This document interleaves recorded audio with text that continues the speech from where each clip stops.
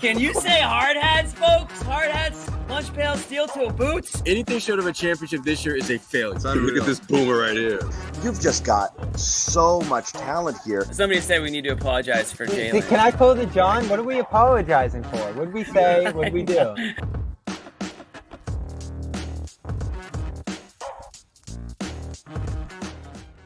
Check it out, guys. It's the Summer Celtics. Wow. Practicing. Basketball still going on in the summer. Here they are at Arbac working out. The Summer Celtics getting ready to take the court next week. There's no days off. Still getting my fix. No days off at the Garden Report and here at CLNS Media. And we're back and we're hanging out with you guys. John Zannis, Bobby Manning, Jimmy Toscano. And we've got a lot still. You know, it's amazing. I mean, normally by this point in the offseason, you're just like, and like, how much is there to talk about with a team that literally brought back its entire roster? You know, but there's plenty to talk about with the Celtics.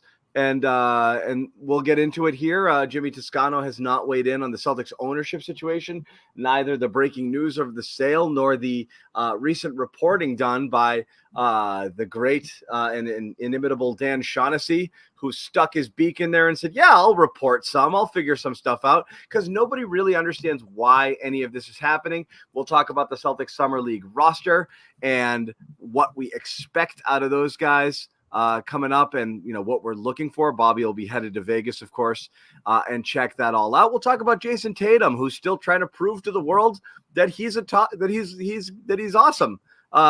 Still doubters. People still asking him. So more doubters now, I think. The funniest thing about Tatum is people keep asking him if people will keep asking him if he's great. And he has no choice. The poor guy's got to answer it. Retirement question. Yeah. He's got to answer it over and over again. I feel bad for him. As always, Garden Report powered by Prize Picks, #1 fantasy app in America. Pick more, pick less. It's that easy, babe. And get involved here in the action. WNBA, baseball, what have you. Football season right around the corner. So check it out. Pick more, pick less on your favorite players and get after it. Checking something else out here. 100% deposit match. You use that code CLNS. That's all you have to do. And games, concerts, whatever you want. Authorized ticket vendor here. Game Time. Download that Game Time app. Use the code CLNS for $20 off your first purchase. Terms to apply. Lots of concerts coming to town. Bobby dragged me for calling it Great Woods the other day, Jimmy, but it's so generic saying the Xfinity, whatever I know, it sucks. Real ones know Great Woods, man. It's Great Woods and it's Harbor Lights. Okay, it's not Leader Bank. Yeah, once upon a time. Wow, that's even too old for Jimmy. Yeah, that's old. That's old, funny. But that's okay. But let's get into it here with the, as we talked about, news of the Celtics sale, which Jimmy Toscano has yet to weigh in on. And they're selling it, planning to make the team available for sale. That was the original deal here, that it's up for sale. And since then, couple interesting pieces of reporting. One of them, really one piece of it, interesting reporting coming from Dan Shaughnessy. Not his team. Little twist. One guy decided, hey, let me figure it out, because nobody gets it. And I think the reason nobody understands why, and I think it's not one of those stories with fans that's like a big deal necessarily. It's a huge deal, John. No, meaning it is and it isn't. Meaning this ownership group was going to run into the same financial uncertainty that the next ownership group will. Whose hands it goes into is fine, but there's no, in the new NBA world, in the new sports ownership world, the next guy is going to be a ridiculous billionaire who doesn't want this team to make money and wants it as some sort of vanity, a little extra toy, a sports car, whatever it is. And then he can tell the world that he owns it. And then maybe it doubles in value again over time. But that's who it's going to, you would imagine, because that's just the game now. Who's got $5 billion, $6 billion just laying around? bored billionaires who, either are going to buy a basketball team or try to friggin', fly a rocket to the moon. Like, that's what you do if you've got a shit ton of money, You maybe try to pedal like an aero bicycle around the world. You do some dumb shit. Some people buy basketball teams, so that's what's going to happen. But it still is interesting because the recent reporting here on whose team was this? And it turns out it wasn't Wick's, not by a long shot. Little twist. A little twist. Nope. This guy's been just pretending the whole time. He's done a pretty good job of it too.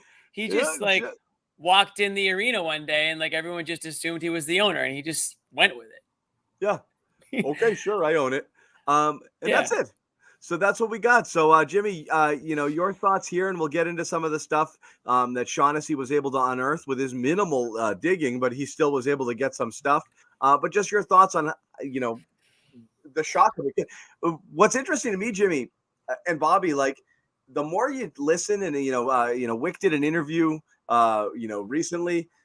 I think he's definitely a little embarrassed by it. But he did an interview and kind of set the record straight on some stuff and talked about how it's going to go down. But like, I wonder whether he even knew it was up for sale. Like, I really don't. The whole thing is really interesting. I really don't know. I didn't know if he was selling his team. Kind of reminds me of like Billy Madison a little bit, like this guy that's just been like living off in the mansion and just screwing around. But all joking aside, it is a bummer because I think we've all come to all agree that Wick was the best. I'll put owner in quotes now because I'm not quite sure, but he was the best owner in Boston. He was the best owner in Boston. Yeah, exactly. In Boston, he was more of like a shift supervisor, right? Yeah, exactly. He was an overseer of the land, if you will. Assistant to the owner, maybe is a good one. Yeah, but he cared about the team. He obviously cared about putting a winning product. And he needed dad to sign the dotted line maybe. But at the end of the day, he won 2 championships, with his owners under his majority ownership. Stewardship. Yeah, we'll call it stewardship. And has the team in a good position to do it again.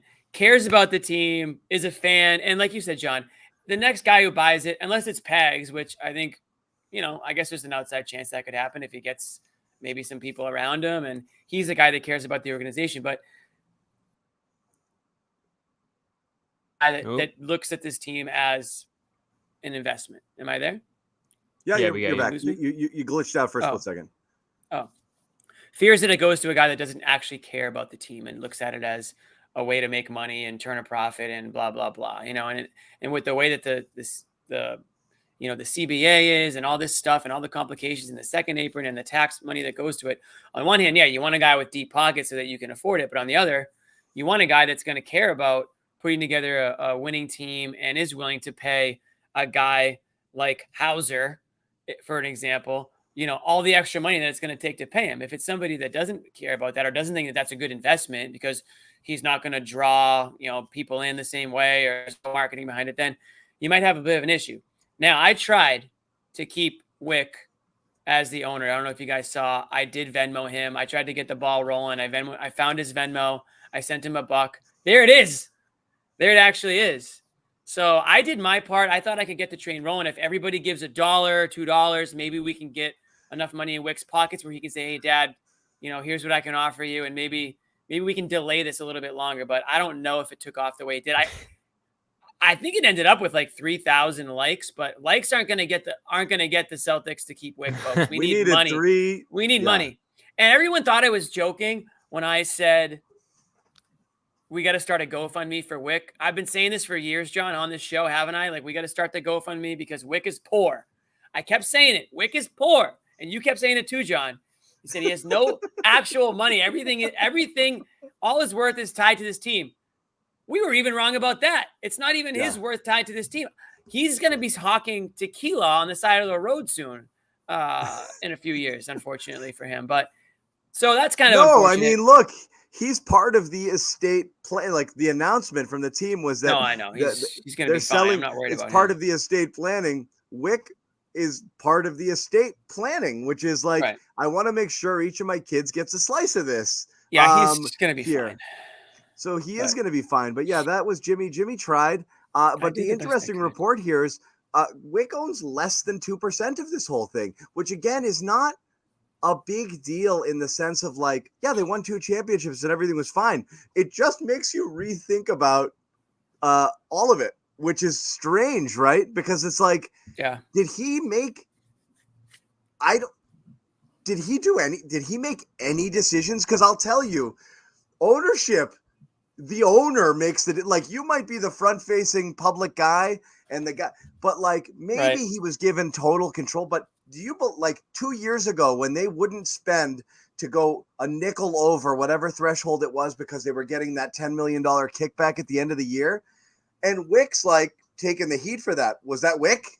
You know, when they decided to spend this money, was it Wick? Was it Irv? Like, it's hard to say who did it if somebody's pulling the strings. And again, it doesn't matter to fans because at the end, it's the same. Like, who cares? I don't care if it was Irv or Wick. I got 2 titles out of this deal. It's pretty freaking cool.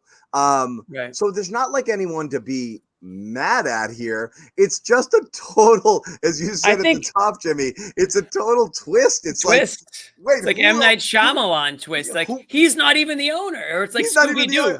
You pull the mask off. It's not Wick. It's Irving this whole time. Yeah, who was it's amazing guy? too. If we all had I mean, Irving's 90 years old. I think if anyone had a clue, we would have been thinking that this day would be coming for a while now, but it was completely blindsided everybody.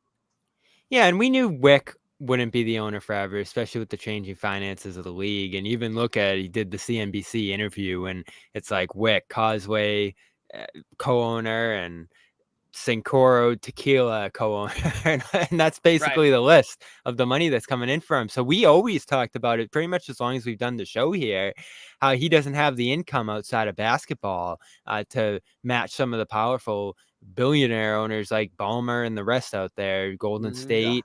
And so we never imagined the Celtics being in this position where they've extended themselves to the point of having a $475 to $500 million payroll plus tax in just a year from now.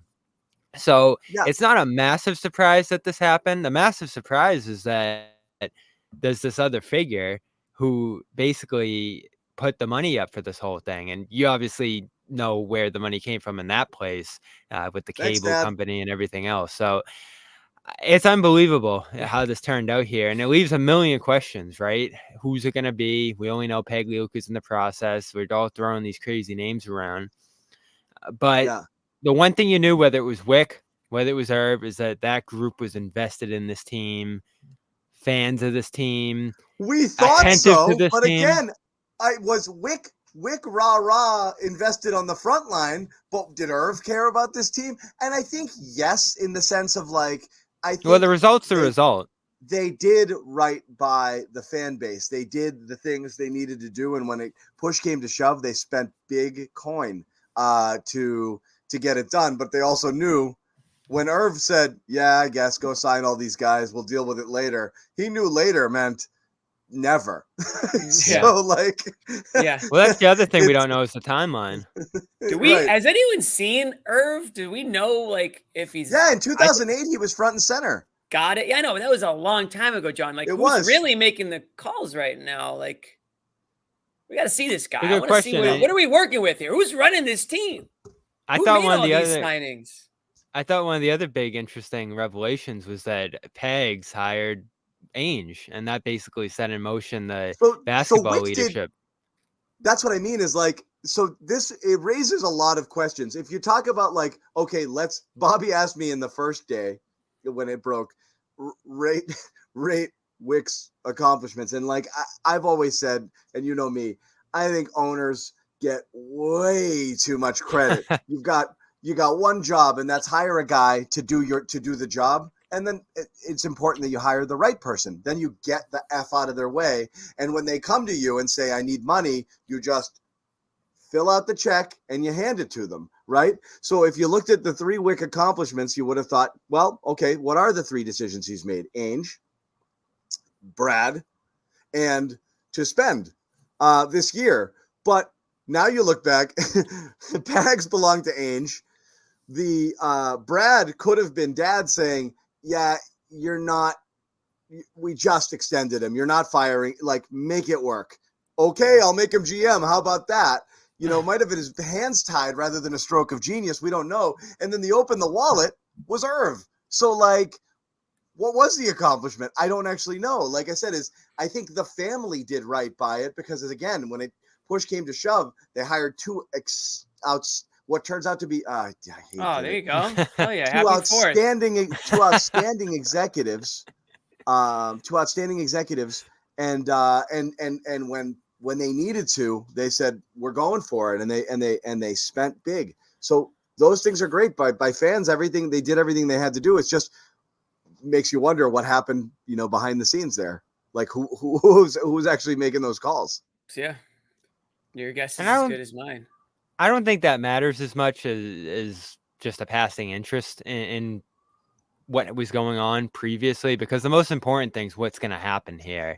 And I guess that intersects with, the dynamic in that ownership group, if it's going to be the same group of people. And I still think we're not 100% sure. I know Adam was reporting that there's going to be some carryover from this past group here, even though the release, Jimmy said the whole group was selling. All of the shares are up for sale here. So how many people are going to be left over from this group? How involved were the other guys in this group? How involved is Pagliuca? Was he a bigger voice, controlling interest than we know? We know from Shaughnessy's reporting that Pags bought up an additional 8% on top of whatever he owned. And I've always said this to you guys. Pags had much, much deeper pockets than Wick personally. But it's never been clear who owns what stake, So I guess obviously the Grausbeck family owned the largest portion of that, of the team. But Pags might be coming in, who knows what. He's coming in at 10, 20 on his own with that 8%. Does he only need to buy up 31% more to get there? We don't know. Nobody knows behind the scenes what's left there. I also don't understand how it works, does he just cash in on why the sale? Why weren't they willing to let Pags just buy them out? Well, here's my thing. Here's my developing opinion, and I'll throw this up there. It's the chain of things is very interesting in terms of how it went down. Is anything coming on the screen or not? Looks like no. Like DNA, RNA type. We'll try it again. We've been glitching with these things. Is it up there? Nope. Not yet. No. It's loading now though, and now it's gone. What was it? Why don't you draw? It was a Pags quote. It's gone. And it disappeared. It got booted off the stage. Yeah, it worked earlier. There it is. Okay, so the line Pags of the report, to riches. I like that. The line of the reporting is interesting as well, right? Because at first, Pags immediately puts out his own statement. Hey, I was proud to be part of it, and I will absolutely be joining the bidding process. And then Shaughnessy reaches out, and he, tries to get comments from everybody, and he does his reporting. And less than 48 hours later, Pags is like, I can't say anything. I'm on an NDA. So somebody rushed to him and tackled him and said, shut up. Don't say anything, And then now that it's out there, Wick on his interview the other day did confirm Steve's been a terrific lead partner, lead co-owner in many ways. Brought Danny Ainge to the table back in the day when we were looking for general manager. Steve has been great and a great person, and we welcome him for sure in the bidding process. Ooh, cold. This is like saying she's nice, we haven't even begun the process, but the family has agreed to find a new ownership group coming in that will make everybody proud of the Celtics moving forward. I understand full disclosure here, and you're not going to give anything away, but don't you think if it was a succession plan, they would just pass it off? This to me is a top dollar plan. It's they want to sure Pags has to be. Sure Pags throw it out. It's not charity. Anybody who's you're selling your house and you have friends who are looking for a house and be like, I'll show it to you first, but I'm not going to give it to you for 2/3 what I'm going to get on the market. I can't. And so do that. That's a concern because I think if you look at the array of people that could possibly buy this team, and I know we all have wacky names and possibilities there. It's a short list, obviously, given how expensive the team is here. You'd pick Pagliuca if you knew he was capable of buying that controlling interest in the team, but we're just not sure about that among a million other things here. Along with, again, that this is going to be a bidding process. So as you said, John, there will be the highest bidder that comes through and buys this thing. The thing I keep tossing around in my mind too, Jimmy, how valuable is it? Because we're looking at the whole dynamic in sports right now, and obviously they bought it for $360. It's probably going to sell for over $5, but you don't have the Garden. The local TV thing is becoming questionable. That's dying around the league here. You have the national TV where you're not even going to be on. They're locked TV in on that local here. deal for a while. They're locked in for a while because the Celtics have part ownership stake there in NBC as well, and so they're tied together for a bit. So and you have the tax costs here. Yeah, that you're buying into. So is this a hugely valuable asset compared to maybe the expansion teams coming, compared to, I don't know, sports around the world or in other different places or in the country? I'm interested to see what kind of line there is. Bobby.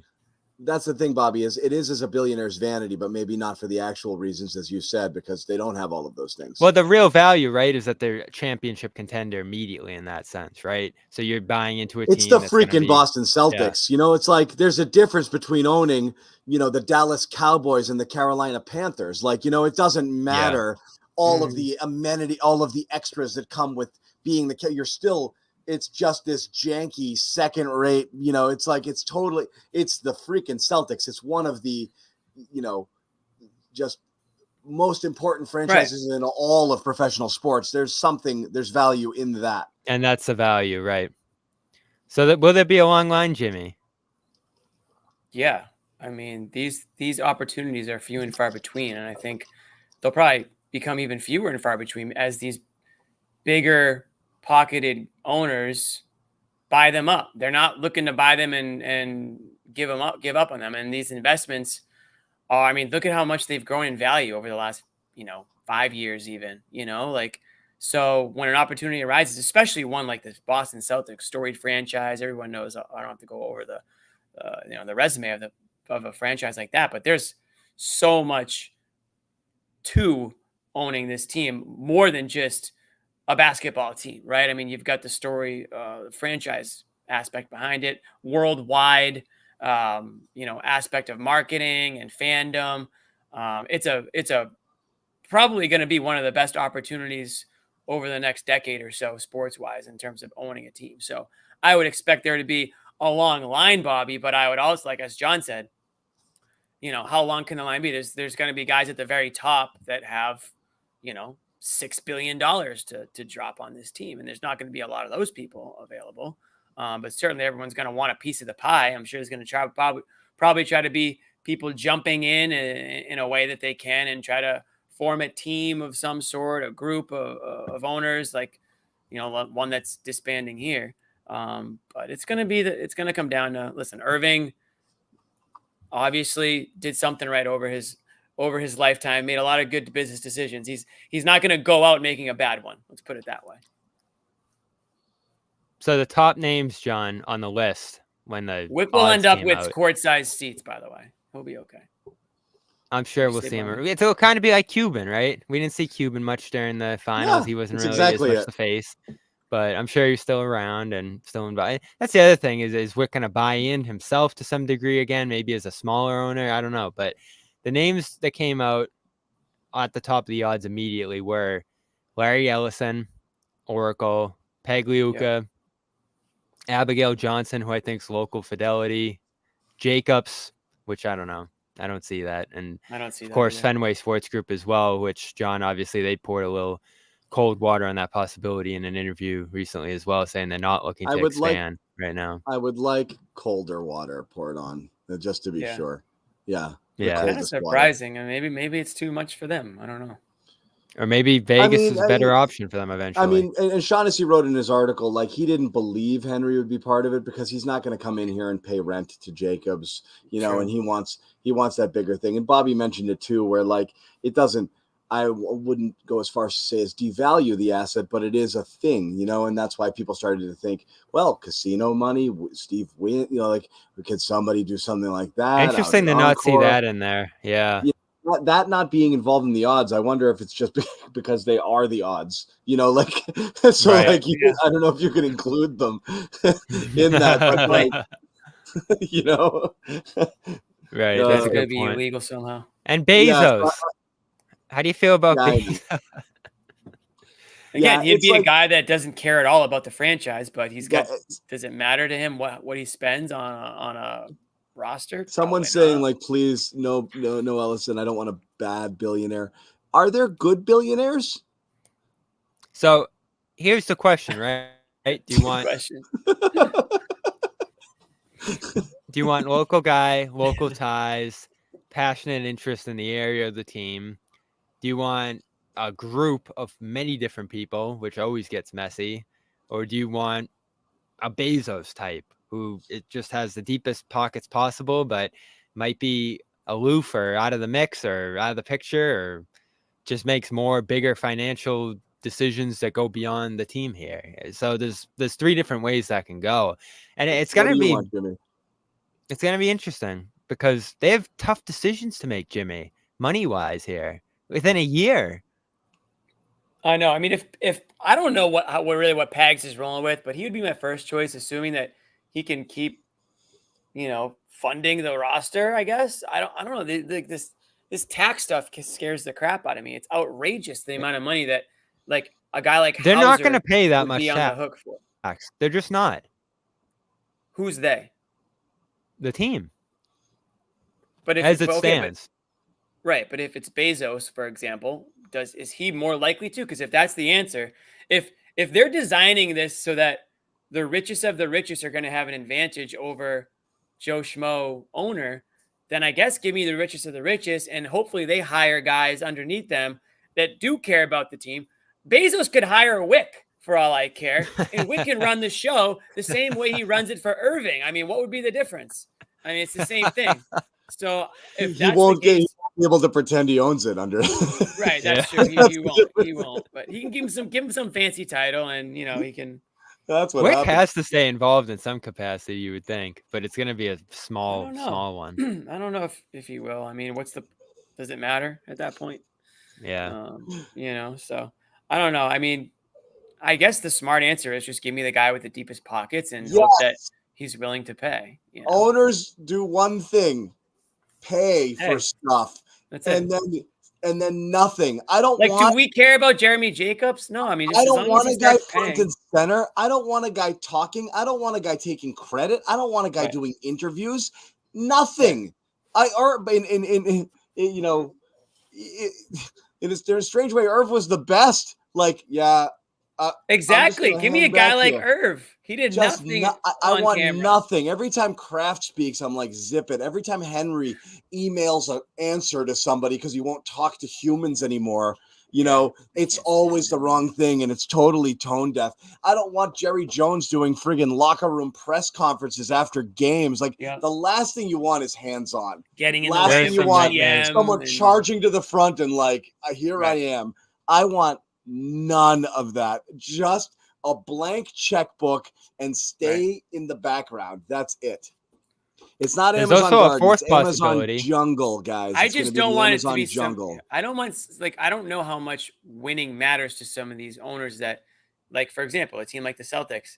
Yeah, it's all about ticket sales. Like, I guess from like winning standpoint, but they're going to sell tickets, right? I mean, let's be honest. Like, they're going to keep their star guys, you would imagine, and they're going to be marketable across the world. Like, there's money to be made regardless of how well they do. So I obviously want an owner with deep pockets who's willing to spend, but I want them to care about it too. I just don't know if you can have the best of both worlds. So whatever.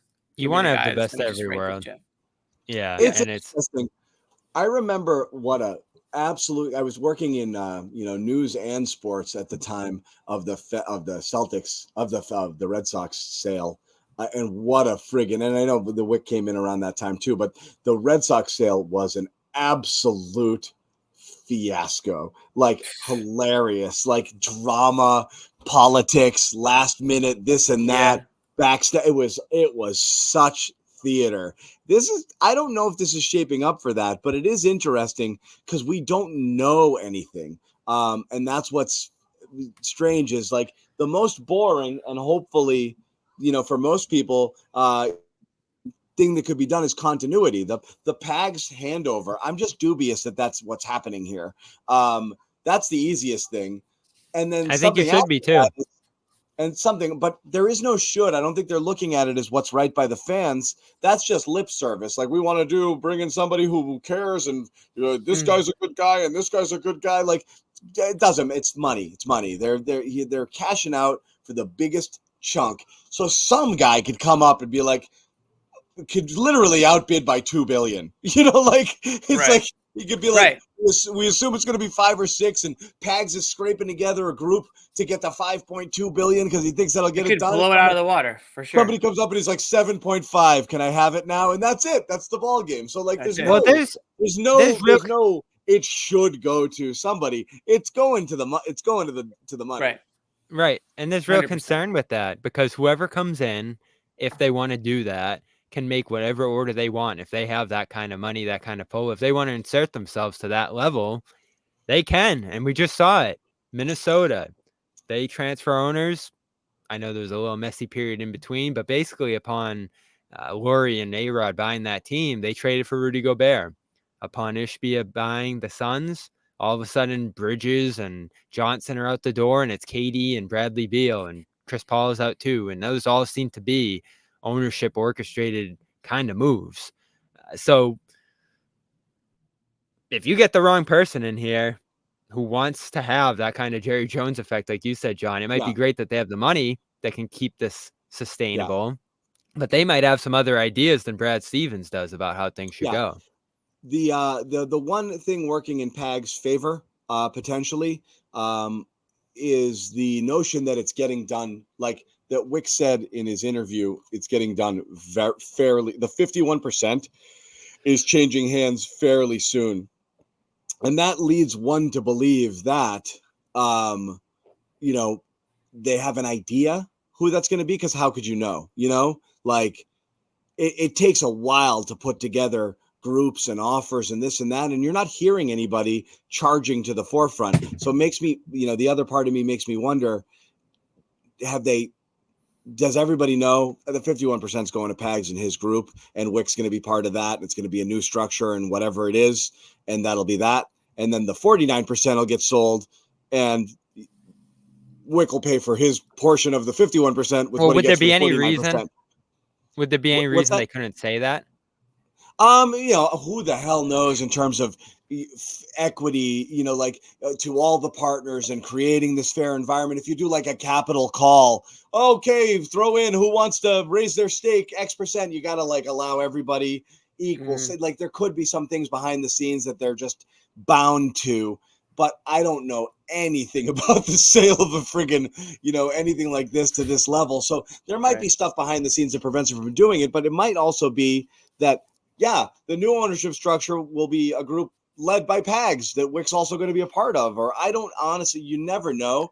And I think there would be a better way of communicating that, even within the legalities and all of that, than we're going to have a bidding process here. And by Wick's account here, he hasn't made any indication that he's going to be part of this whole thing here. And again, it's encouraging that the first name we hear is Peg Luka, because I think that's the name that appeals to everybody here the most. So what makes the most sense to me in this entire equation is that the 51% that's being sold, just doing the math here, the 51% that's being sold is what belongs to the Grousbeck family. That's the thing that makes the most sense. So they can sell their 51 for whatever they want, and everybody else can stay there or up their stake or do whatever they want to do to maybe make themselves majority owners. I don't really necessarily know, but like it could be as easy as the 49% who own the rest of it just buying 2% more or whatever it is, just to get themselves up to 51 and calling it a day. And that's the end of that. So it's so confusing. That's what makes sense. Because if they're selling it at 51 and 49, makes me believe the Grousbeck family owns that 51 and they're going to sell that. We'll go back to the fact that Peg Luka had to sign the NDA. What would happen what would they say was going to happen like in 2028 or something like that? Grousbeck stays on as governor until then, which again So to ensure. so they're only selling 51% of the team right now, and then 49 later. But the controlling interest is going to go fairly soon. So again, you wonder whether it's a done deal or not, and it would make sense if it's a done deal that it is shifting to internal partners right now and a restructuring of the current ownership group or something to that effect. I don't know. That would make some sense. That would make some sense. So let's talk about the money here, because Tatum signs his extension over the last week here. White signs his extension. Holiday did last year. Brown did last year. So you basically have 5 guys who you've committed $1 billion to here collectively. Is that something they're just passing on to the next ownership group here? Are they going to be forced to cut costs before things transfer? I think that's the next question here, because I think all that fans care about, maybe there's a little interest in who owns the team, but I think that's the biggest just palace intrigue, right? It's really about, are you gonna gut the roster? Can you keep all of these guys, or are you gonna have to start cost cutting in a year potentially here? Yeah. What do you think, John? That's the $1 million question. I've always believed. Jimmy, your take. I have my thoughts. It's hard for me to say, honestly. I think that they are gonna get rid of some guys. I think they're gonna just try to re-up it for 1 more year, see what they can do, and then they have some hard decisions they're gonna make. I know what John's gonna say.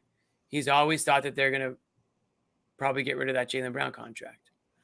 I think that's what he was going to say, anyways. No. That's not what I think. That's not what you think? Okay. Not definitively, no. But I have some thoughts. I mean, I don't see them just ignoring all these aprons and just paying absorbent tax money. Like, even the Warriors, Clippers, and Nets wouldn't do it. So the Celtics aren't going to. Right. I don't see that happening, and that's really not. That wasn't why it was put in place. It wasn't put in place for teams to just blow by it and ignore it, right? Yeah. And it was kind of put in place to really make you think very clearly about what you were doing. And is it good or bad for the league? I guess we'll find out. I mean, it sounds like they're all about trying to get parity. Is that going to prevent guys from sticking around teams that they'd like to stick around with, the hometown guy or whatever for a longer period of time? Is there going to be less loyalty now from, I know obviously times are changing and there's a lot less of that than there used to be. And it's not really anybody's fault. It's just the way of the world now. But it is going to be interesting over the next few years to see how that changes the dynamic of the league. Does it prevent super teams from forming and lasting? Is the Celtics are they going to be the last real one, based on the way that they're designed? And yeah, I would say that I've always thought that they've had a 2 or 3 year window with this roster, and then they're going to blow it up. Now, maybe they keep Tatum, maybe they try to keep Brown, but the rest of those guys are not worth, quite frankly, the tax that comes along with them. Yeah. So there's no question they're going back. Everybody's doing it. Even Steve Ballmer and his $121 billion. It was shocking what he did. But it looks at it's honestly, it's like the John Henry approach, right? Like, you look at a team and you see that they're going to be mired in mediocrity, and it's not worth spending into the tax. And you just say, no, I'm not doing it. And it's what John Henry has done to a ridiculous extent with the Red Sox is, I'm looking at the team here and I don't see it. So what am I going to go spend 40 million, 30 million on a starting pitcher when this team's doesn't have a core that's going to contend right now? I'd rather just save that for later and use it when we have an actual shot. The question is, will he use it when they have an actual shot? Nobody knows that, but the philosophy is sound. Don't spend on. A couple of years ago, when we're talking about trade deadline and this and that, it's like, this team's the team looked cooked. Did you want to dish all of your assets for, the Fournier year, for example? It's like, right. Everyone wants people to go for it and to spend the tax. And sure, fans would rather have Paul George than not have Paul George. But you look at it and be like, we're aging and we're mid and we're not going anywhere. And we're not contending with these top teams. There's 3 teams better than us. 4 teams that walking in the gym are better than us, even if we have full health. There's nothing we can do. So back to that Red Sox comparison, Paul George becomes Derek Jones and whatever else the Clippers went on. Yeah, you go backwards. It stinks. Yeah, you turn Mookie Betts into friggin' what's his name? That Wong idiot with the and Yankees right now. Jeter Downs. Verdugo. Nah, the other freaking idiot. Verdugo. I'm not saying directly, but that's who's patrolling the outfield instead of Mookie, the friggin' bum. So, like, yeah, you go backwards. You take big hits there, but you have to because you got to take one step backward, take 2 steps forward. My theory is and has always been this was a 2-year window. And that's why they're loading back up for next year. The idea is that we'll get to through this season before the penalties start, and then we got to get going. And again, you got to factor in a couple things like expansion. When is that happening? Are you going to leave a big money player open in expansion draft? Boy, is that a great way to clear out some cap. Is Drew Holiday the number 1 pick of the Las Vegas? I don't know. There's something there where you can potentially eliminate some money. But at Porzingis, you might have to move off of him after next year or trade his expiring to the worst part about it is you might have to gut a contending team. That's the nightmare, right? Like the you win it again. And then you're like, so now I got to make cost-cutting moves, and you just start selling off parts. That's a disaster. Best case scenario is, not best case, if your goal is to shed, you need to have a bad year, an injury to one of your stars, you're 10 games out, Tatum's going to miss the first 3 rounds of the playoffs, something you look at it and you're like, all right, we're not going anywhere this year. Now I got to trade. Then you can walk away clean and be like, look, it just wasn't our year and we're looking towards next year. But you win it next year, you get back to the finals and you enter the next season, you can't just start just dropping guys, you're screwed. Yeah, if you're the owners, you love it if you're the fans because you're like, just keep it coming. But if your goal is to eventually get off that second apron and stop paying this, you're talking about a $450 million payroll. Like, nobody wants that. I don't care how rich you are. So somebody's going to find a way to get under that, and it's gonna hurt. Like it's gonna be a shave. Yeah, unless you're that bona fide contender and you want to do it for 1 year or maybe 2. Yeah, whoever the new ownership group is. Yeah, you might have to run it back one more year. Then Kristaps goes off the books, and you lose a little. Yeah, you get some back there. That's been the interesting thing this summer is to see how it all works out. And across the board, I was expecting some money dumping moves, and maybe some of the teams with cap space would absorb guys from other spots that they couldn't keep paying. And I guess that happened in the LA-Philadelphia situation with George. George basically just left the Clippers and went into that Philly cap space, even though there was no trade involved between the two. But you didn't see Minnesota dump a Towns this summer. You didn't see some of those other high-cost teams move a medium to high level contract there to try to keep their roster more sustainable. What ended up happening is guys mostly just left their teams in free agency. Denver let Caldwell Pope walk. LA let George walk. The Warriors just let Chris Paul walk. Teams pretty much just let guys go. You didn't have these sign and trades to try to save face a little bit. I guess the Bulls did with DeRozan, but across the board, teams pretty much just let guys go. And free agency became a little bit more of a thing here. So that's going to be the question with the Celtics is you've signed all these guys to give yourself the best possible options when the time comes if you need to move one of them. Or you end up moving the guy who looks the worst in that situation, maybe attaching some picks or whatever. But that didn't really happen this offseason, John. Teams outside of some like small examples like Tim Hardaway or some other money-moving deals, Devontae Graham, there weren't really like Porzingis's or Holiday's move this summer in terms of cost saving. So is that even going to be possible? Like there are teams in the league that want to tank right now. The Nets don't want a Drew Holiday. The Pistons don't yet want like a Porzingis. So when that time comes, you might either just be paying for those guys or letting them go. Yeah, and that might be it. The worst thing, like in the past, was always like, well, you can't let the asset go. You need that. You can't replace it, because you're so far over the cap. So you have to maintain it, even if you are getting dinged on taxes. But the only way to get cheap, it might be literally just to let them go. So Porzingis just walks, and then that's $30 million plus all of the tax you're paying. That's huge cap relief in 2 years, but it's 2 years away. Nothing is stopping this train from friggin' smashing into the station in 25-26. Like that's North Station. They can't get off of that. Like there's no way, even if you trade stuff, you need matching salary. Like you'd have to trade multiple pieces now to be clear by 25-26. So how are you getting off that? You're not. Whoever's coming in here owning this team is paying that bill in year one and then reducing later. But I mean, how can you get off that? Well, Porzingis is the first one. Signed but 2 not years, then. Be off in 26. Yeah. So maybe he's expiring. It's after this year. And obviously, when you look at this, why would you trade an expiring for an expiring, right? Porzingis is the first bit of money. He could go into cap space. Yeah. But that's the first one. That's the first one. Yeah. Yeah.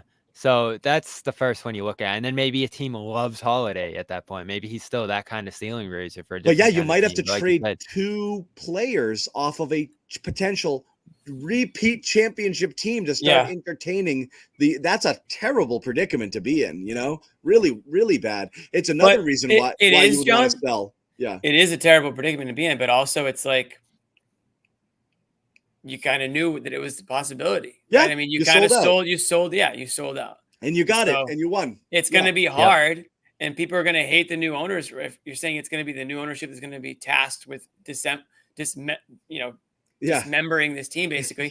People are going to hate them right off the bat, but it's what they were left with. It would have been the Grosbecks, I guess, doing it if they still had held on. And we still love that they did it because you got that one title, and that's all you were looking for. Right. There, I mean, what's the alternate? They never sign them, and they never have to get rid of them. Like we always said, John, it's not our freaking money. So go ahead, sign all the guys you want, win 2 championships, and then if you have to get rid of them, you have to get rid of them. We say the that. NBA creates mess. The NBA is creating this mess. Somebody explain to me why the NBA is so freaking complicated. It's a baffling system. They just didn't want like the Golden States or the Clippers of the world just saying, I don't care. They needed to make it really punitive so it wouldn't be this gross haves and have-nots. Even in a world with caps and penalties, they had to make the penalties so gross that nobody would want to do it. That was why, above all else. They're gonna bring down the salary growth here too, effectively, because as we've said, you're seeing Quickly come through and Wagner come through and all these deals year after year after year where you're like, whoa, what's going on here? But like Jimmy said, it's become so convoluted with the way teams get hard capped and the way teams can't spend and some can, that everyone just ends up getting confused and everyone ends up getting angry because now guys are leaving great teams to go to Orlando and Philadelphia and these teams that were in the mix. You can't even sign role contenders players at this point. I mean, you really can't. Like Hauser's going to get, what did I see from Bernardoni? That it's going to cost him, it's going to cost the Celtics $80 million because they're at this second apron to re-sign Hauser on like a $10 million deal. Did I understand that accurately? Or did I just make that up completely? It's almost 2 to, it's like 2 to 1. It's bad, but it's bigger than that. Actually, it's bad. Bad. That's a tax. Like 2.5 times 7 or something. As you know, I'm not as worried about the second apron stuff. Like again, you can't. No, it's not the second apron. You can live with those penalties right now because you don't need the things that it's stopping. You can't live with them forever. But you can't live with them forever, and nobody wants to be paying $500 million in salary. So the owner's just going to be like, no, this is insane. I'm not That's paying. where the issue comes. So it's going to be that. You're right, Bobby. The second apron you can live with. Anyway, it's all interesting and it's fun. And, and again, it's a problem that's a little further down the road, but it's interesting to see how it plays out. We are going to tell you, and we'll pivot to some summer league stuff and a couple of other things, but we'll tell you a little bit about what's going on with Prize Picks, America's #1 fantasy app. You can still get in on the action here with Prize Picks. All you have to do is pick more or less on 2 of your favorite players. You don't even have to like the players, but they just have to be players playing in any sport. WNBA, as we said, super hot right now. Angel Reese, double-double, book it every single night. Caitlin Clark, her first triple-double the other day. That was something. A lot of fun, a lot of excitement there. Obviously, baseball in play. It's a super fun, easy to use app. So check it out. 100% deposit match up to $100 when you use that promo code CLNS. Once again, 100% deposit match up to $100 when you use the code CLNS. Pick more, pick less. It is that easy, folks. And also Game Time, as we said, whether it's getting into Sox games, which is getting harder to do because they're playing well, even though I hate them, but they are playing well. They are. Bobby keeps sending us Red Sox texts. I watched last night. Can you believe it? I actually watched last night. That game was Sunday maybe night baseball. That was maybe the best game in 3 years. They said it was the most. Really, it was a 2-0 It's the game. highest rated Sunday night baseball in a while. Yeah, in like 3 years or something, 2.5 years or something like that. You know what I like is New York Tears. I like reading the back pages after the Red Sox beat them, and they've now taken the last 2 series against them. And also, I saw an awesome stat today: 1978, which is well before me even, but still, 1978 was that classic.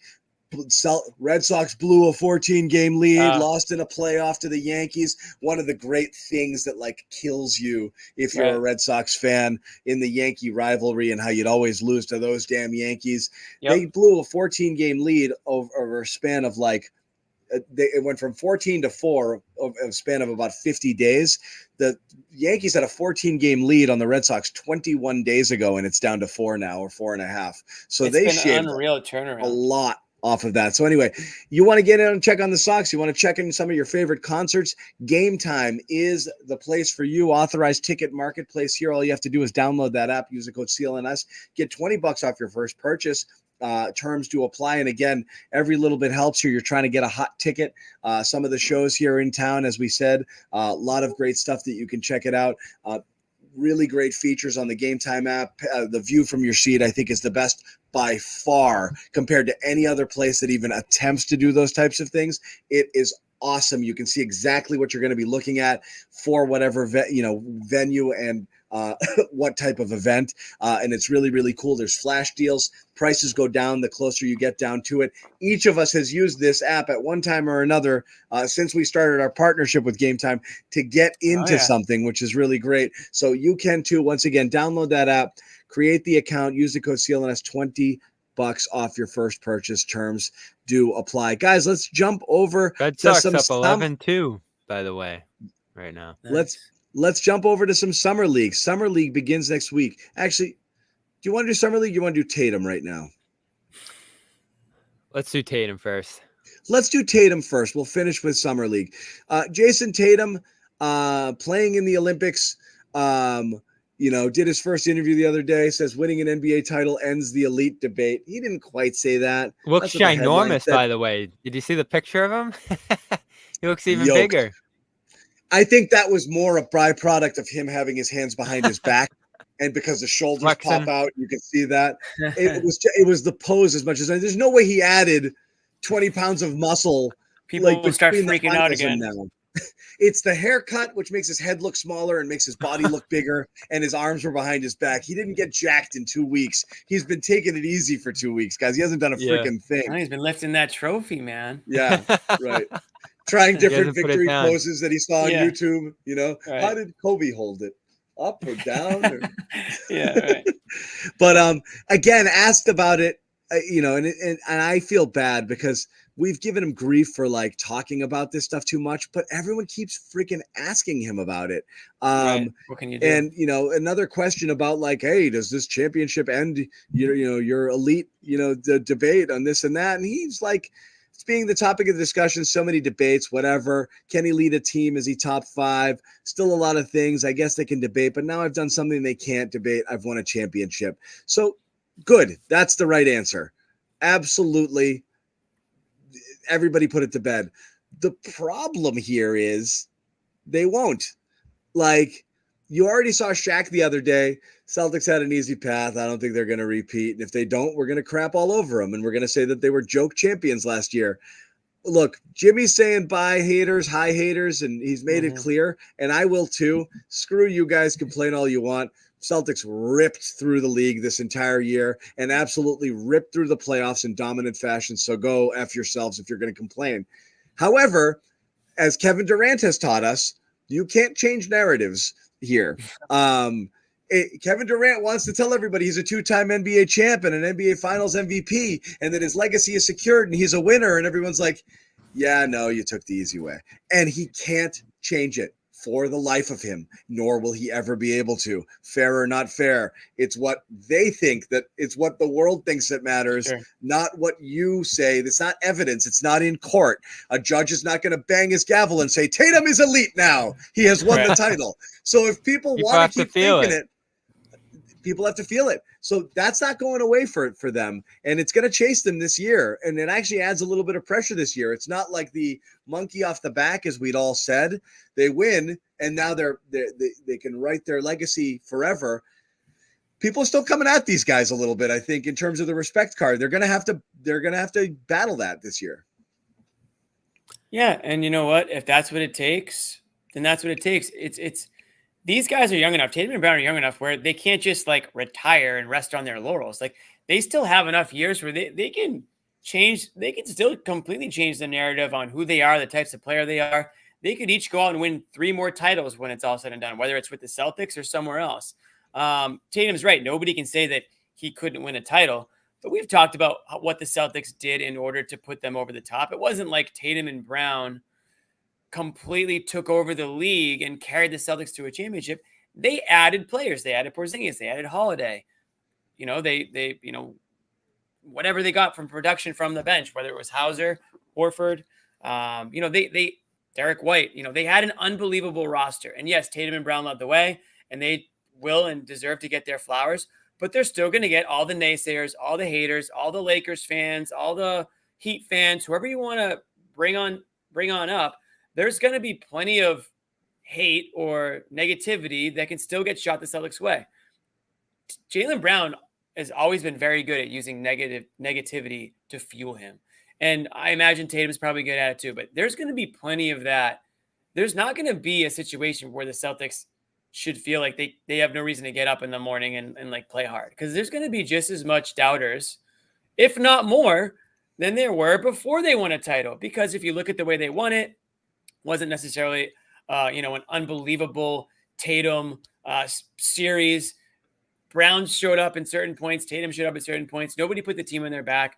Those players, though, still have the ability to change the narrative on them and say, "Oh, I did carry the team," or whatever. Not saying that they have to, but they're still young enough where they can. And we're talking about the Celtics roster, how it's going to have some turnover over the next few years. We'll see which players remain, but they're going to have the ability to continue to prove people wrong. And if that's what it is, then that's what it is. But as far as it goes this summer, Tatum's going to hold that trophy, and he's going to talk about winning a title and brag about being a champ.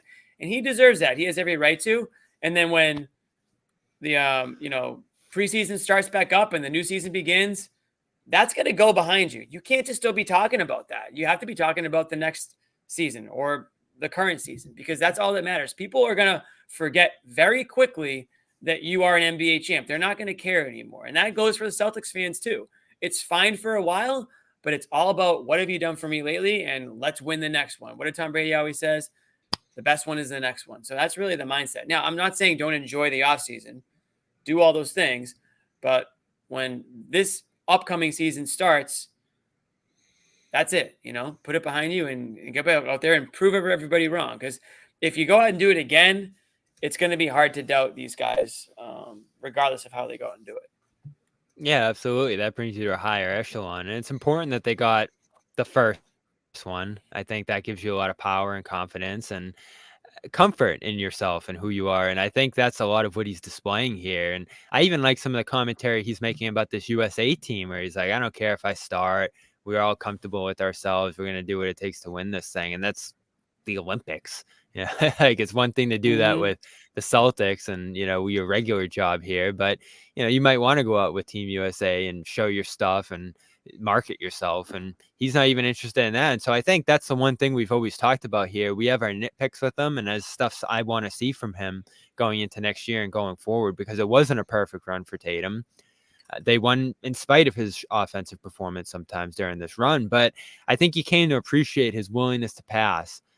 The defensive versatility here, the lack of baggage. I mean, he's out here saying he wants to play the rest of his career with this team. this week here too. And you love all that stuff. Like there's so many worse drawbacks you could have in your star than the ones you have with Tatum here, where maybe you don't like how he sounds in front of the mic, or he's a little boring, or he's not the best shooter that we've seen from, him and his other points in his career. And I want to see all that stuff turn around a little bit here, but it's not going to be perfect. And that's why I really struggle with here, John, is a championship's a big deal. They've been chasing this thing for a while. I think Celtics fans did a pretty good job enjoying it. And I'm actually with Jimmy here, where I don't really care about all the naysayer stuff here. Like that's why I left this comment up here. This one's my favorite because everyone was looking for a reason, to knock them out, because I think they were bored. I said it from the beginning. They were so good. Was their success a little boring in a Spurs kind of fashion? Yes, they legitimately just dominated the entire year. The amount of all of the stats you throw out there, the amount of 20-point leads they had, the differential in the Eastern Conference, their point differential, historically how it stacked up, offensive rating being the best of all of these things were ridiculously historically good. And now you're going to be like, well, this guy was whatever. Like, fine. People were hurt. The path was easy. They win those games anyway. If everyone was healthy, they would have stomped them. Yeah, and this is what bugs me is everyone built up Dallas to be a super team, but then the Celtics beat the tar out of them because obviously they were going to, and they did it without Porzingis for the most part. They beat the crap out of Dallas. So it wasn't even competitive. It wasn't. Sorry. That it wasn't. Right. And so where was this? Dallas is a great team and the Celtics are chumps. The injury luck was against the Celtics in these finals. So you can't say Dallas is this great team and they're going to beat them in the best guard duo of all time and watch the Celtics just absolutely dominate them and then say, well, the whole path was easy. It doesn't work. You pick a lane. It's the aesthetic of the team. If you pick the lane of course they'll beat Dallas. Dallas isn't a real contender. Then you can say they had an easy path, but you picked Dallas. So it was because you thought they were better. And then the Celtics took them behind the woodshed. You thought that you were better. You thought that your basketball brain was better, but you were actually just a hater. They killed them. So that's why I left that one up there. And I agree. I don't care about the naysayers. It's not going to remove the pressure for next year. Now, Bobby, you mentioned about things getting better. Does Tatum have time to fix his jump shot this summer with this busy schedule? He chilled out, because that's what you do. Like, your season goes long. Like, if you get eliminated in the second round, you've got May and part of June to chill out. And then you get back to work in July. He's been chilling out for a little bit, and he's just getting back in the gym now on July 8th or 7th when he reported. Then they're going to play a bunch of basketball here. It's not like working on your skill set. You're going to practice some. You're going to play in these games. Then it's going to hit August, and you're going to not want – you've yet to have a real break, from things. Like, there isn't time to put in work per se. Like, what do you think happens here? Because mechanically, I'm not a shot doctor. He definitely did start to look herky-jerky and weird. And if you look at his earlier jumper, I think he was more straight up and down and a quicker release and everything. Somebody tweeted one time, it looks like an elephant unfurling its trunk now. He's got this weird, so I don't know if it needs surgery, but does he have time to go to work on some of this stuff, or is it just going to show up next year and just hope that it's better?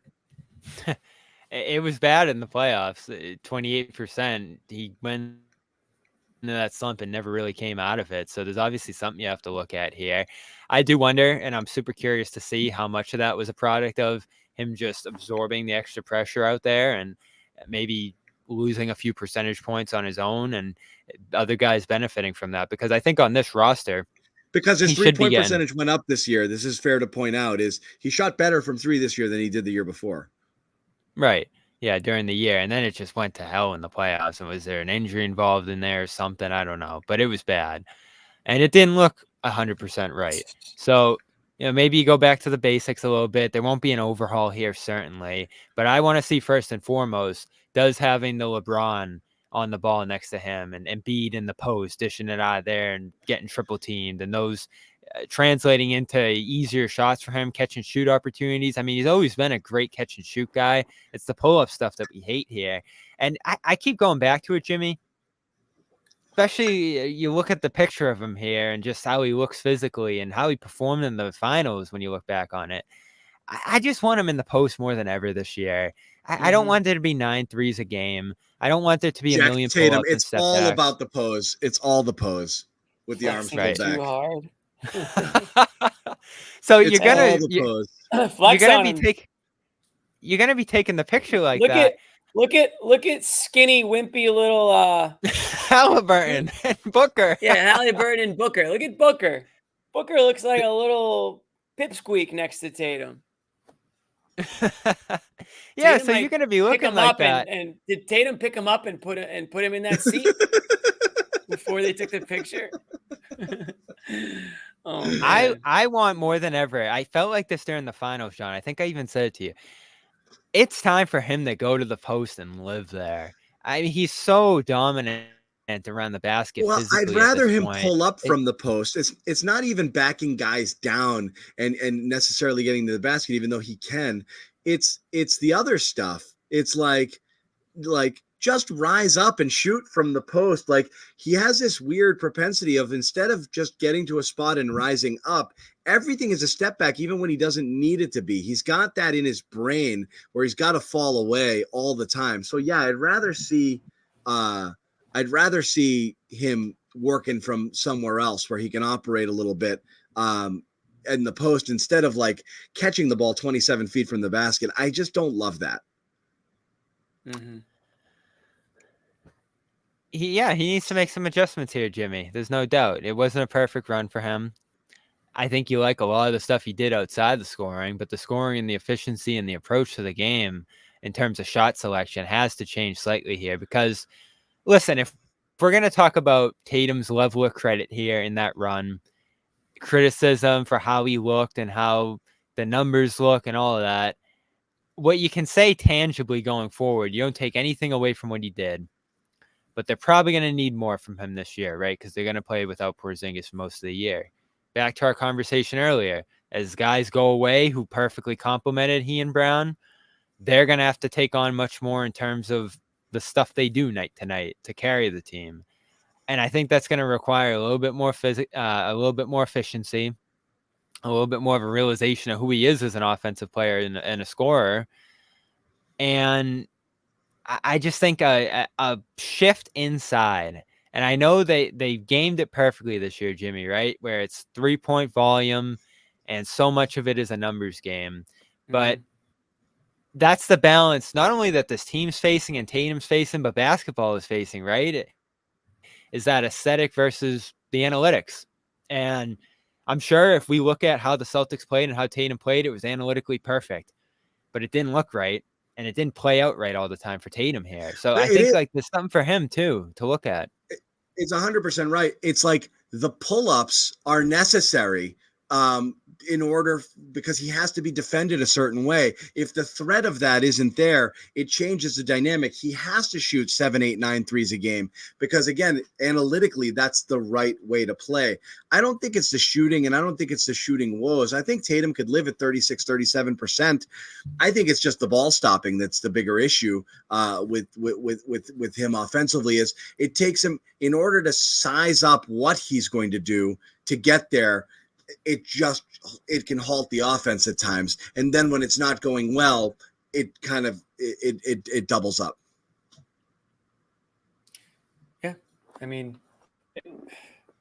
I'm wondering if the way the Celtics play and the way Missoula plays is going to prevent Tatum from ever being as effective as we want him to be in the post, Bobby, because he's got the green light.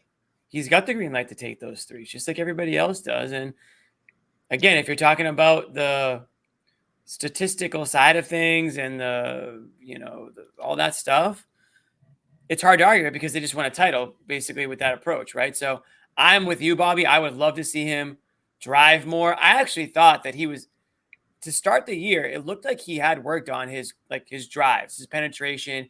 Looked like he had more moves to the basket, and he can get to the basket so easily when that's his focus. I also wonder if winning a title changes his priorities? And I guess we'll find out. I think the Mavericks series is he great less from that willing to perspective. do? Is Tatum going to be more or less willing to do what it takes to win, having already won one? Does he like how it feels so much that he wants to win another one? Or is he listening to the naysayers and saying, Tatum's not elite, he can't, put a team on his back? Is he going to focus more on trying to get his and just ride that title that he has for a couple of years, try to get his stats where he wants them to be?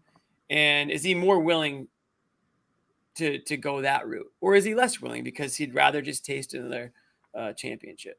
I think that's what it comes down to. Sure. The third answer is he fixes his shot and he becomes a top 3 player in the NBA and he does drive more, but guys have to respect his shot and it opens things up for him. Otherwise, I don't know. The team's also still really, really good.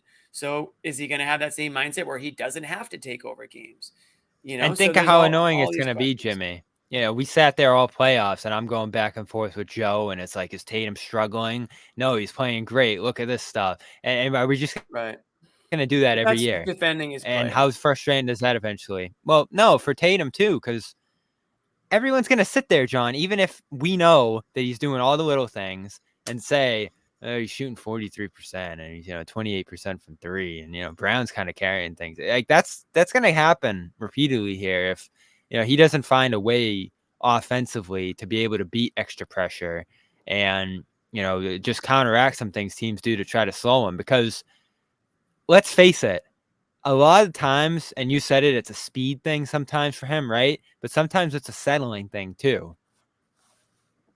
And there's a sheer will I think he can play with that would allow him to be more consistent, more effective in the scoring game. And I love all the other stuff he does. I do, and I appreciate it, and I understand it. But you're not just going to sit there after a postseason where he really struggled from the field and just be like, it's fine. There's nothing to worry about there. Just keep doing that. Look, this whole you thing go back to the lab. Yeah, this whole thing only works with these guys if they continue maintaining their elite level. Like if you slip back to the pack and you're like, okay, those guys are pretty good, but they're not, great. Like then you lose your superpower. Like Tatum being a top 5-ish, let's call him 6, 7, 8, wherever he lands, and Brown making another leap forward into kind of cemented, right on the cusp of all NBA-ish. That's about where he's at, in that kind of, 14, 15, 16, 17 overall player sort of thing in terms of their value to a team, playing, such an important position in the modern NBA. Yeah, you want them to continue improving. Like, look, we spent all of this time saying they haven't even reached their primes. You would hate to think that Tatum is going backwards in terms of his skill set, that there's still room to improve and refine your game, not just to play in a more cerebral way, which they both have done, more so over the past, couple of years, but also just your skill set should continue to improve. It's not, they should still have another gear potentially they could reach. I think Tatum can still be better. There's a lot of decisions he can make to make him better and not just going to the lab and working on some stuff. So yeah, absolutely. I think, it's better. And I do think the Tatum evolution doesn't go back towards 30 points a game. As Jimmy said, is he going to go get his stats? I think it goes to nearly triple double status, like that. If he's going to improve, that's where he's going. It's going to be 25, 10 and 8, type of thing. That would be best for the team. That's elite, like where he should get. If he's going to truly play this role of point forward or facilitator of the offense and it runs through him. Look, the passing was good and it was very good in the finals. And, we had a double-digit assist game like in the first half of the last game, right? That's going to be every game. He should be, in addition to scoring, he has to shoot more efficiently, but he should be putting up those types of stat lines all the time. That's where he wants to get to in his evolution. Make the quick reads, shoot more efficiently, don't stop the ball, and absolutely, like I'd see 24 or 25, 10 and 8 is his peak, and I still think he can get there. Mm-hmm. I think he can get there. That is the best. That would be the best version of Tatum for sure. Best version. That's where I think it gets to. I don't think he needs to be flat out just more of a scorer. Anyway, I think we're going to skip Summer League. We've gone on long enough. And Jimmy, it's a school night, and he's got homeschool first thing in the morning, so he's got to get ready. We'll come back. We'll do a Summer League preview later in the week. It might just be me and Bobby. Maybe we bring Noah in as well. Both of them will be going down and covering the Summer League. Bucket Hat Bobby returns next week. Bucket Hat This is Bobby the fourth one, I think. Cream cheese. All the cream cheese. Got to bring that back if he's going outside. Yeah, make sure you get the Philadelphia cream cheese in the cart, dude. Somebody I saw Vegas hit 118 the other day. The heat's killing me this summer. It's been pretty hot here. I was down in DC. It was scorching. Like I can't stand it. But I'll be staying inside. I'll be in the arena. Don't worry about me. John's got the bronze. The bronze. This is my as anybody who knows me, this is my regular summer color just by being human. Like this is me just stepping outside and just like going about my business. This is not tanning. This is just I tan this way through my car, and yes, I am going to the Greek Islands later this summer for the first time.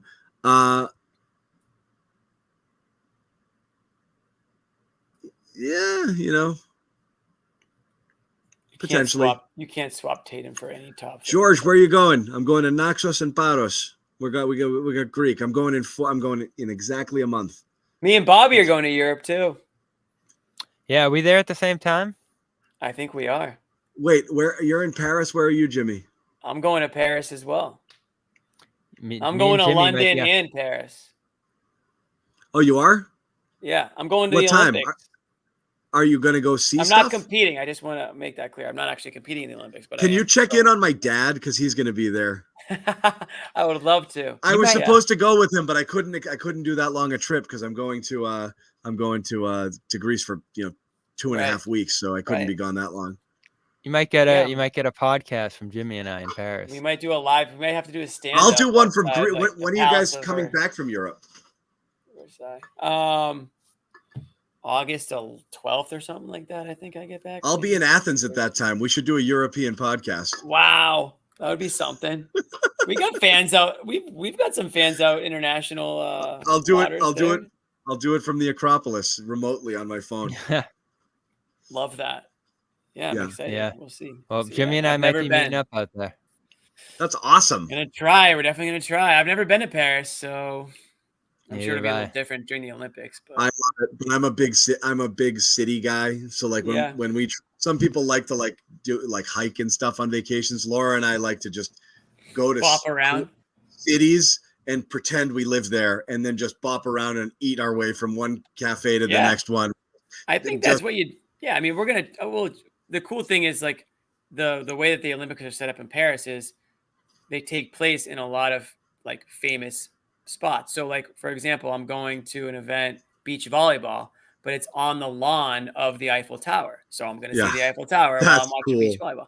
We're going to another event in like the Palace of Versailles, that there's an event inside the palace. So we'll check out the palace. You know what I mean? So it's speaking of that. Are they really? That's amazing. That when I went to the Olympics in Greece, that's not what they did. They just built all of this shit all over the place. I'm sure they are building some stuff, but they are utilizing some of what already exists. So beach volleyball was always the wildest ticket. It's a friggin' party. It's awesome. we got like a VIP ticket. I don't even know what really that means, it's a friggin' we're gonna be partying. Absolute bash. It's so fun. Yeah, that reminds me. I saw a tweet today. This would have been the Boston Olympics if that came through. How would that have been? How would that have gone? I was all on board. Everybody, all the friggin' curmudgeons were I wasn't. Dude, traffic. There's already enough horrible construction and traffic. Do what everybody else does. Do what everybody else does. Rent your place, go on vacation somewhere else, and avoid it. Do you know how many? It's the construction. It's not the 2 weeks. Do you know how many Greeks were in Athens during the Olympics? Like 3. Like they were gone. I'd be fine with the 2 weeks of the events. It's just everything else I didn't want to deal with. Congrats to Zannis and Greece making it. I love that. I'm hoping they make a run. I love Zannis, as you all know, and he was unreal in the qualifiers. Yeah, I'm rooting for USA, Bobby. Sorry, I'm not like anti-American over here. You can root for Greece. I'll root for USA. Yeah. Is Italy in it? Probably not. No, so this it's such a small field. It's only 12 teams. Like there are good teams. Yeah. there, you know? I think the U.S.'s group is Yeah. Serbia, which is pretty cool. The first game's against Serbia, so Jokic and Embiid, and then it's like Jokic. South Sudan and I forget who the other Is one is. But Embiid another going to team. duck Jokic in the first game? He didn't sound too thrilled about it. That's funny. They always kick our ass. It's a Embiid, I was hurt. That's why we lost. Well, why are you playing in the friggin' Olympics then, loser? Yeah, seriously. Yeah, seriously. Drew Now he's on Holiday's out there USA. too. Shout out to him. Yeah, Drew shout Holiday out going to be Drew. playing as well. I wish Derek White was on the team, but so be it. I am curious how Tatum's going to be used, you know, because the first lineup that they had out there, he was starting ahead of the unit that they had was LeBron, Tatum, Embiid as the front court, not Durant that Kerr was running. And people are thinking that might be who plays against Canada. So we'll see. Well, everyone's Yeah, a role Canada, player to US Anthony tomorrow. Edwards, right? Everyone's just going to be Right. a role player, and everything goes through Anthony Edwards now. Yeah. And it was Stephen Edwards was the backcourt. So Edwards with that unit. Interesting. I know And Durant had the a little calf banged thing. up.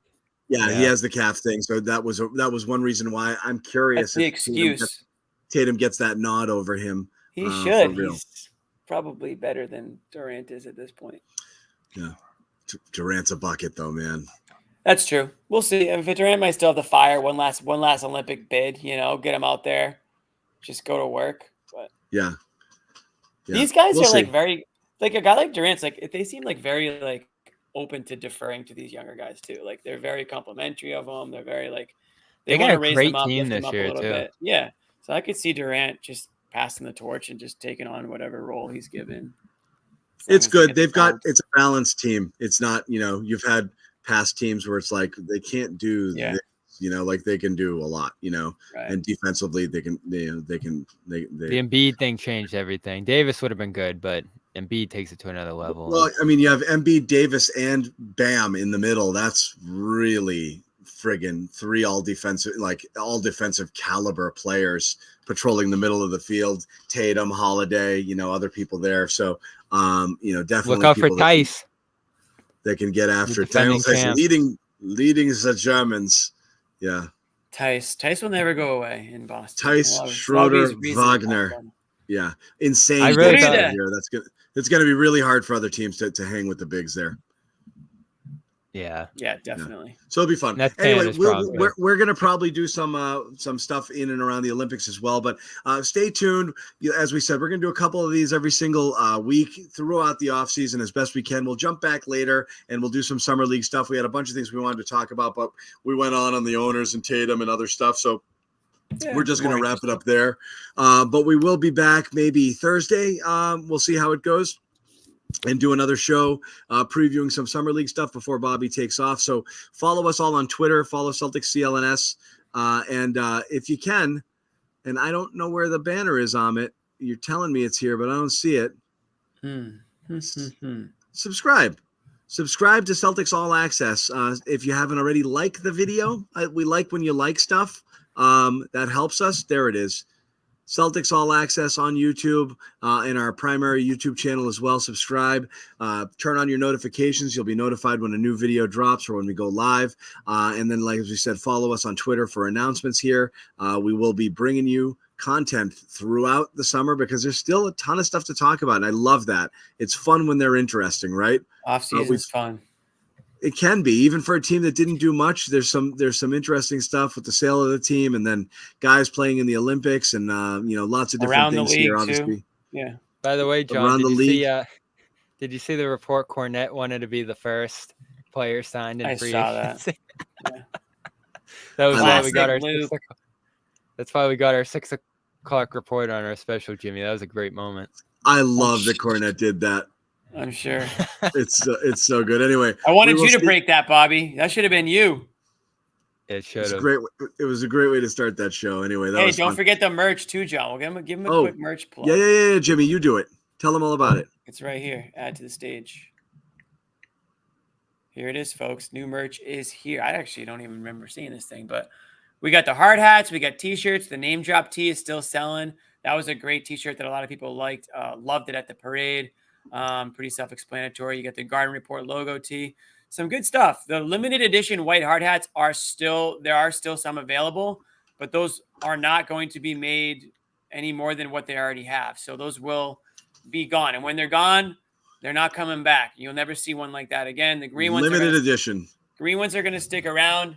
Get them now. Get them before the regular season starts. So you're ready to go. We've already seen them inside the TD Garden. I'm hoping to see more and more as the next season goes along. Get some gritty wins. Get some hard-nosed, hard hat wins. And I will say, we've got some stuff coming down the pipeline, whether it's Celtics related, whether it's Patriots related. We're going to get some different teams in the mix here. The merch store is going to keep growing, and we want it to be a place where people go to see what new items are up and running. We want to be quick with some of these shirts that come out. We want it to be a place where people can check out here and there, and we've got some holidays coming up too, folks. I'm not going to jump too far ahead, but might be some good gift giving coming out of the merch store sometime soon. So get after it. Get after it. There's always good gift giving to be gotten from the CLNS merch. And there's new stuff. We're going back to the lab right now. We've got some high level discussions behind the scenes going on. Jimmy Toscano is the final word on all merch. He's the final merch word. God. So if you guys, we're going to start asking you guys in the chat too, as well. Oh God. If you're what you want to see, give us your ideas, and then we want some commitments as well. If we're gonna make this stuff, we want to know you get it. Also, shout out to Max from Providence. Who knows if he's watching now, but I said I'd give him a shout out. Stopped me at Market Basket with the whole gaggle. Really, all three of my daughters said hi. Big fan of the show, loves it. Was up visiting his girlfriend. So that's the second person who's ever recognized me. So I want to say, and Market Basket, no less. I love Market Basket. I was just piling up bacon surprise. You have great soundtrack too. The music's incredible, but just it's my zen, just perusing the aisles and just going around, and no one can bother me. But in this case, Market Baskets, it can be a little hectic though, depending on the Market Basket. It's hard to find. Costco can be hectic. And plus, if you're a pro, you know when to go. You're going like Tuesday at like off hours. 1 p.m. right? Yeah. Sunday afternoon, you're dead. Don't go on Sunday. Take a day out of work just to go at a quiet time. I love Market Basket. It's homey. I feel good there. Yeah, and the prices can't be beat. So cannot be beat. Anyway, so check out the merch. Lots of good stuff, and there's more stuff coming as we get into the season. And DM Jimmy directly your ideas, and he'll get to work on it. Yeah. But until later in the week, we will see you guys. Summer 24. Look at that code, guys. Use the promo code there. Summer 24 for 20% off. That's pretty good. We're not going back and giving. If you don't put the promo code in, that's it. Don't ask me to reapply it and all this stuff. Yeah, this is the promo code. Don't forget. We can't. Yeah. We can't be. I did it a couple of times. I can't do it anymore. Yeah. People got them. We saw them. We've seen evidence. Yeah. Yes. The Market Basket, dude, the friggin' there's so many good deals there. It's so good. Also, like an entire large cheese pizza is like $8, and it's like the biggest pizza you've ever seen. I feed my family for 3 days off of one pizza from Market Basket. Sandwich deli. Like when you go there, you can get lunch there. It's at least as good as like a regular place. Like it's not North End pizza, huh? What's the score? Oh, it's not. The oven's not good enough to get that good kind of crust on it, so it's a little bit bready, but it'll get the job done. Yeah. For feeding children. Oh my God. Like this is children. It's not my pizza of choice. But legit, they'll eat anything.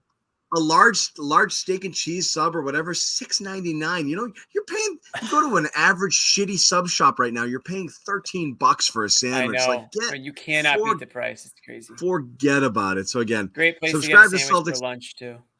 Subscribe to Celtics All Access. Head to Market Basket if you want to meet me. I'll sign your hard hat. I'm there like 3 times a week. Yeah. I should start signing hard hats in the inside. Let's do it. Peace all. Thanks. Wait, Amit's got an outro for us, I think. No, he doesn't. He said he was going to work on an outro. He had a phenomenal game. Forfeit's out. I think it's an auction. That did not sound like a chair. It was a freaking chair. It does sound like a chair.